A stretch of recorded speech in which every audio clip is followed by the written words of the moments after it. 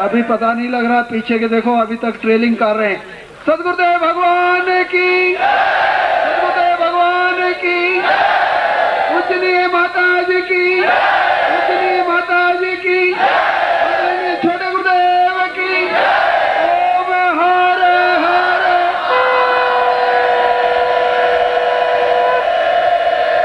ओम हर हर,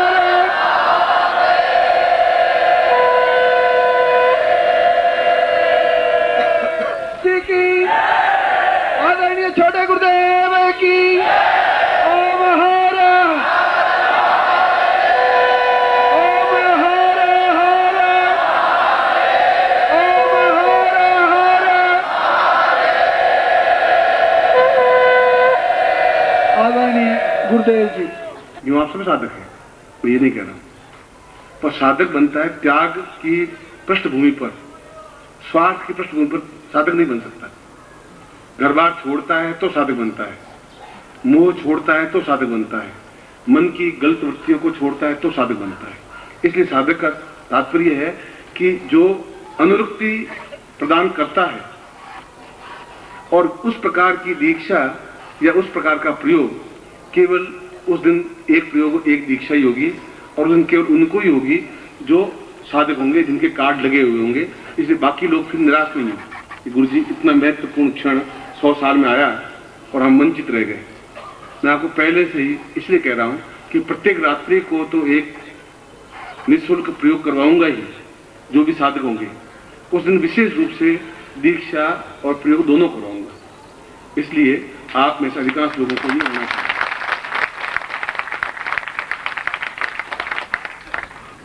आपके साधक हैं ही, आप मेरे बेटे हैं ही, इस बात को मैं स्वीकार करता हूं। मगर आप कमाते हैं या नहीं कमाते हैं, या सपूत हैं कपूत हैं, तो पूत जरूर हैं, चाहे कपूत हों चाहे सपूत हों, पूत तो हैं, इसमें मुझे कोई आश्चर्य नहीं है। मगर मैंने कहा कि 2 दिन आप मेरी आज्ञा मानिए और 363 दिन मैं आपकी आज्ञा मानूंगा, मगर इस बात का ध्यान रखना।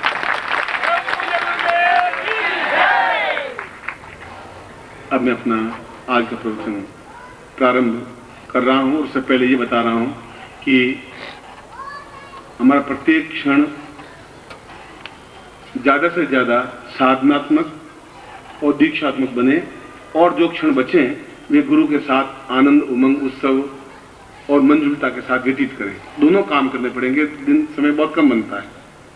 अगर रात को जागेंगे तो पूरी रात जागेंगे, अगर होगा तो नींद नहीं लेंगे 3 दिन, मगर बहुत कुछ मैं जो दूं वो सब बहुत कुछ स्वीकार कर लेना है, तब ग्रैंड पूरा हो पाएगा, अन्यथा रह जाएगी सारी बातचीत। इसलिए जो भी हो हम निरंतर इस कार्य में संलग्न रहेंगे, मैं भी और आप भी। इसी काम को आप मेरे साथ सहयोग करेंगे, मैं आपके साथ सहयोग करूंगा।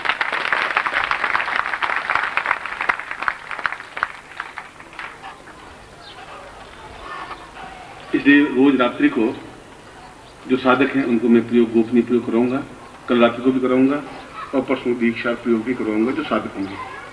जो साधक नहीं है उनके लिए पहले ही मैंने बात आपके सामने स्पष्ट कर दी है, क्योंकि शास्त्र में क्या प्रमाण है?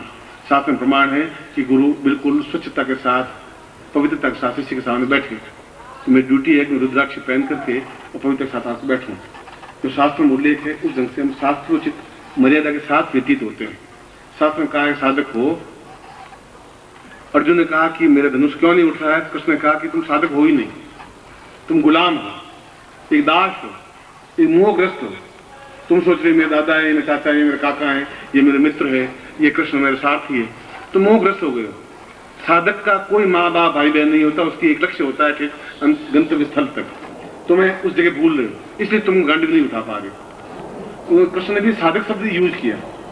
अपने शरीर को साधने की क्रिया तुम कर ही नहीं सकते। मैं भले 100 अवतार धारण कर लूं, एक कृष्ण रूप क्या 500 कृष्ण रूप धारण, तुम साधक नहीं बन सकते।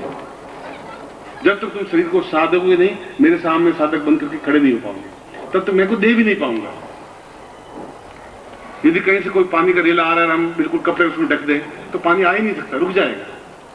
मैं देना भी चाहूंगा तो आप ग्रहण कर नहीं पाएंगे। इसलिए शास्त्र मर्यादा आपके सामने स्पष्ट की है, कोई आग्रह आपके सामने नहीं किया है।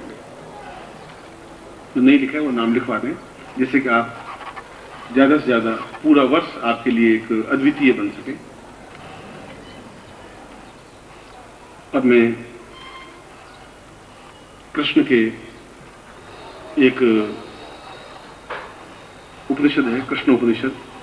कृष्ण अपने आप में एक विचित्र व्यक्तित्व हुआ है, और यदि मुझे देखा जाए तो अवतारों में से कृष्ण का व्यक्तित्व ही सबसे ज्यादा रुचिकर लगता है। सभी देवता अपने आप में महान है। देवता महान है इसलिए कि मनुष्य ही देवता बन सकता है, और देवता अपने आप में पूरे ब्रह्मांड में विचरण कर सकता है। मनुष्य जब देवता बनेगा तब स्वार्थ की धरती से ऊपर उठेगा, तब अपने आप को मैं दोनों क्रिया सिखाऊंगा कि आपका गृहस्थ जीवन भी पूर्ण सुखमय हो, मगर साथ ही साथ आपका साधक जीवन भी पूर्ण हो। खाली गृहस्थ नहीं रहे, खाली साधक भी नहीं रहे, दोनों का एक सामंजस्य आपके हो। मैं उस प्रयत्न में लगा, खाली लंगोट लगवाना नहीं सिखाना चाहता हूं।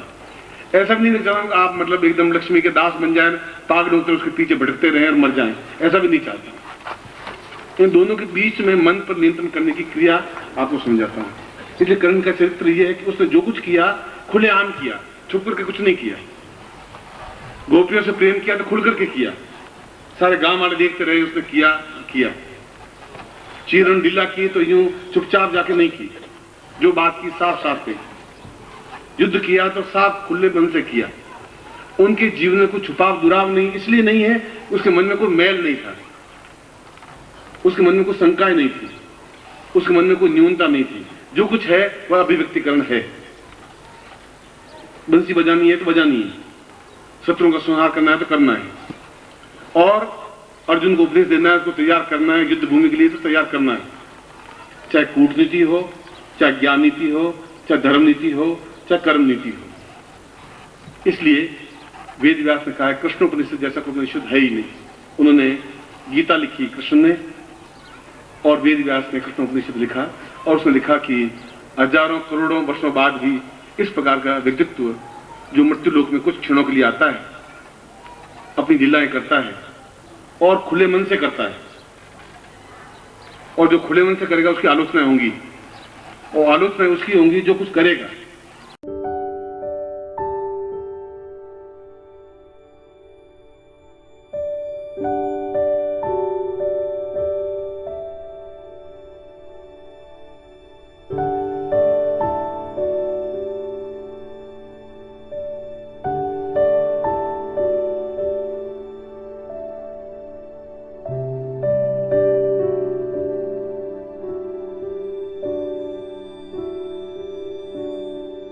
मरे हुए मुर्दे का आलोचना नहीं हो सकती। गौतम की आप क्या आलोचना करो, अत्र की क्या आलोचना करोगे, पुलिस की क्या आलोचना, उसको ध्यान नहीं हमें, और वे करेंगे भी क्या। यीशुलाल हलवाई पड़ोस में रहते उसकी आलोचना करोगे भी क्या, उसका नाम ही पता नहीं हमें। इसलिए आप कुछ करेंगे तो आलोचनाएं होंगी। मैं कहता हूं आपकी 10,000 आलोचनाएं हों और 10,000 आपके शत्रु बने, फिर भी आप विजयी बने, ये आशीर्वाद दे रहा हूं। शत्रु तो बने, विजयी बने।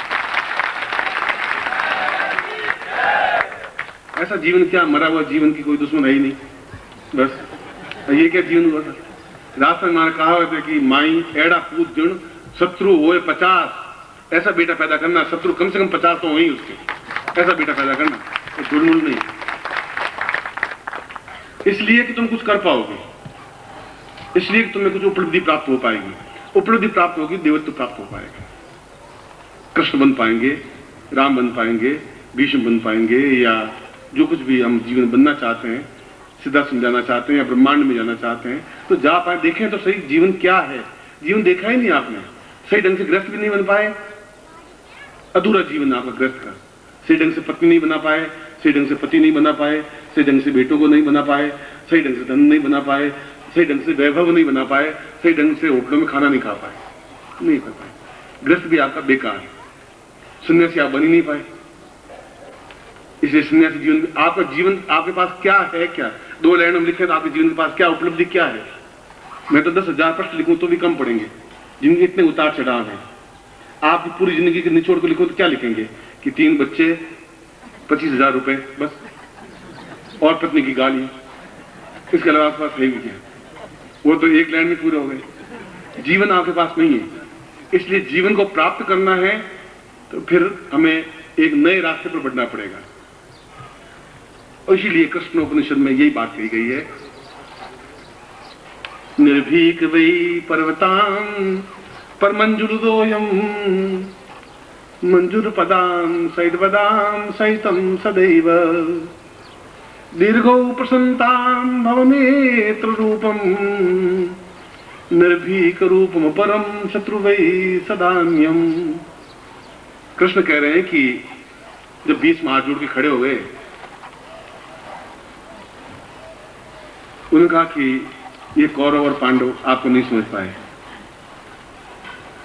किसी ने आपको मित्र कहा, किसी ने आपको शत्रु कहा, दुर्योधन ने आपको शत्रु कहा, अर्जुन ने साथी कहा, युधिष्ठिर ने आपको मित्र कहा, सखा कहा, द्रौपदी ने आपको सहायक कहा, मगर आप इन सबसे परे हैं।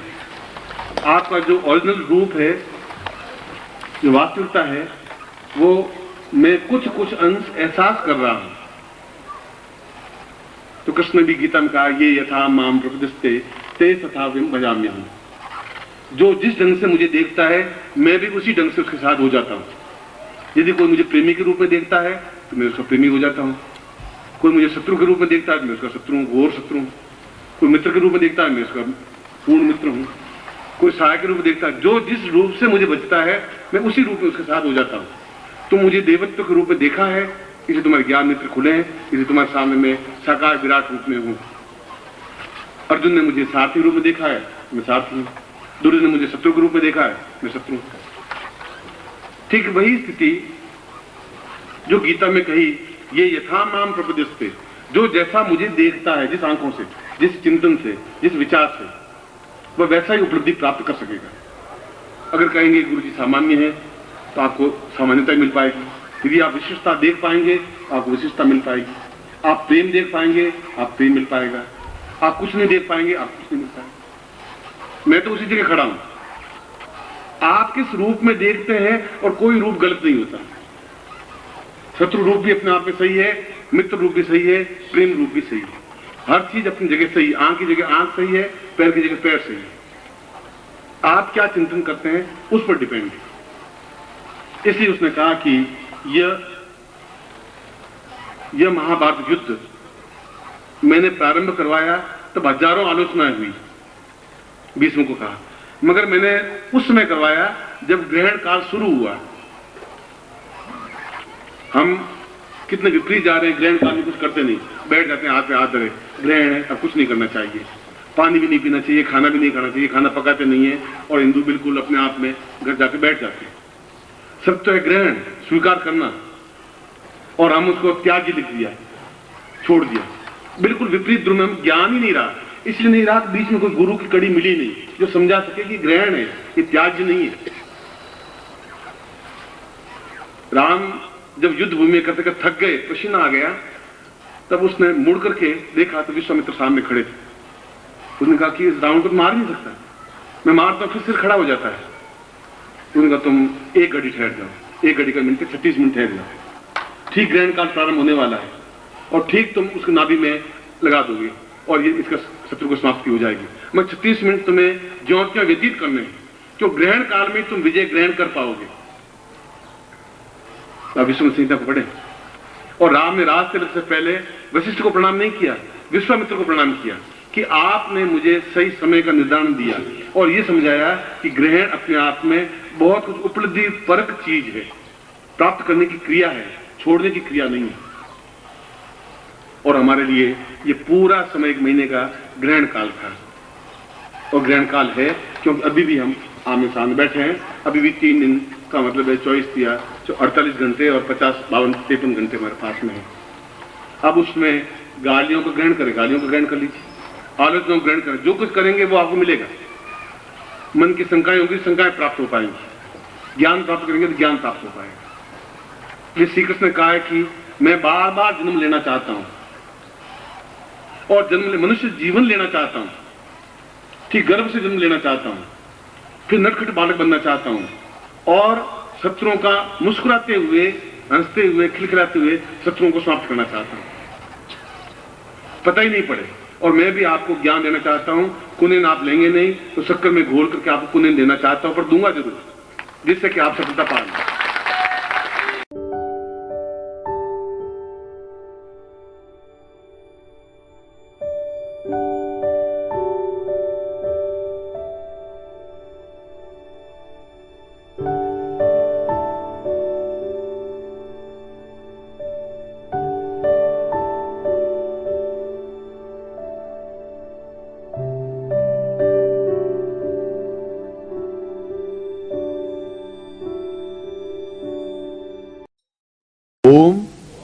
परम तत्वाय नारायणाय गुरुभ्यो नमः।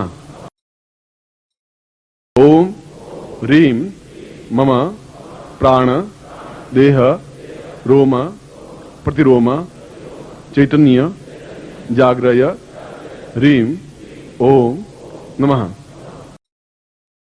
ओम भूर्भुवः स्वः तत्सवितुर्वरेण्यं